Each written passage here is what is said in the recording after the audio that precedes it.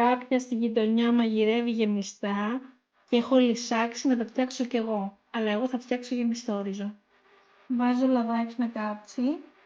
Παίρνω εγώ μυρωδικά και τα φτιάχνω στην κατάρτιση. Θα ρίξω λίγο κρεμμυδάκι φρέσκα. Εντάξει, εμένα με επηρεάζει λίγο το κρεμμύδι, τέλος πάντων, αλλά τώρα μου αρέσει να το βάλω. Να κάνω λίγο μαζόχα. Κόβω λίγο πιπεριζέλα.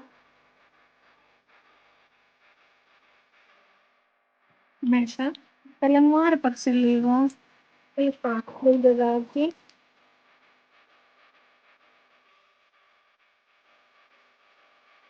Λαβανίκι γρήγορη μπαγμάτι, πάντα, εγγύηση. Το χρησιμοποιώ για όλες τις χρήσεις. Παίρνω μια βόλτα, αδερφέ. Το γυρνοβολάω ηρεμία. Εδώ έχω άνηθο και μαϊντανό. Επίσης θα είχα στην κατάρτιση. Νεράκι στο γραφείο και πάμε να... Και επειδή εγώ προσωπικά χωρίς αυτά δεν μαγειρεύω, θα ρίξω και λίγο από αυτά. Νεράκι. Σκεπάζω και αφήνω να βράσει. Έτοιμο ρε φίλε, έτοιμο. Θα το συνοδέψω με λίγο γιαούρτι.